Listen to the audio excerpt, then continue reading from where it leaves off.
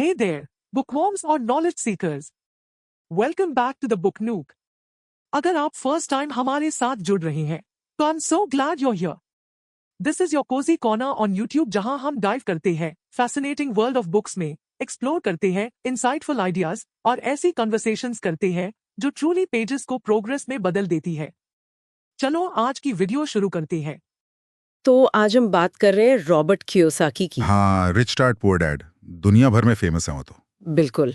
बहुत लोग जानते हो उन्हें। तो हमारे पास ना उनके जीवन और काम पे थोड़ी जानकारी है और हम आज इसी पर थोड़ी विस्तार से चर्चा कर रहे हैं। मतलब मकसद ये है कि उनके जो विचार हैं जो कई बार थोड़े विवादास्पद लगते हैं। हाँ, बिल्कुल लगते हैं। वो आखिर आए कहाँ से और आज भी क्यों इतने रेलेवेंट है ना? हाँ, और ये देखना भी दिलचस्प है कि कैसे उन्होंने पैसे को लेकर जो हमारी पारंपरिक सोच है, हाँ, उसको सीधी चुनौती दी।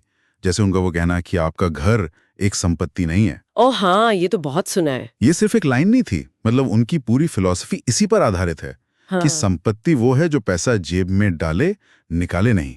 सही बात। और इसी सोच ने उन्हें इतना प्रभावशाली भी बनाया और विवादास्पद भी। बिल्कुल। और वो खुद को सिर्फ लेखक नहीं मानते। नहीं, वो कहते हैं कि मैं एक उद्यमी हूँ, निवेशक हूँ, और उनका मानना है कि दुनिया को ना ज्यादा उद्यमियों की जरूरत है। हाँ, नौकरी देने वालों की। एग्जैक्टली, नौकरी खोजने वालों की नहीं। हाँ। और इसीलिए उन्होंने वो द रिच डैड कंपनी भी शुरू की। और उनका वो famous board game cash flow, हाँ, वो भी इसी सोच का हिस्सा है। वो सिर्फ मजे के लिए नहीं है। अच्छा। उसका मकसद है कि लोग खेल खेल में सीखें कैश फ्लो मैनेजमेंट, निवेश, संपत्ति बनाना, ये सब। मतलब बिना असली पैसा लगाए। हाँ, बिना रिस्क के। ये एक तरह से प्रैक्टिकल तरीका है उनकी वित्तीय शिक्षा देने का।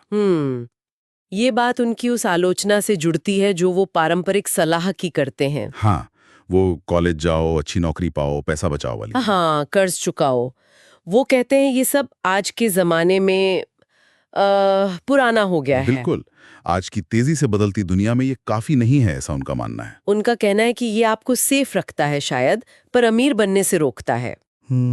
और इसी वजह से उनके वो विचार जैसे कैश फ्लो के लिए निवेश करो और बचत करने वाले हारते हैं। हाँ, ये बहुत चर्चित हुए। उनका तर्क सिंपल है, बचत में रखा पैसा वो महंगाई उसे कम कर देती है। सही। जबकि सही निवेश जैसे कोई प्रॉपर्टी जिससे किराया आए या डिविडेंड वाले स्टॉक, हाँ, वो आपको लगातार पैसा देते हैं।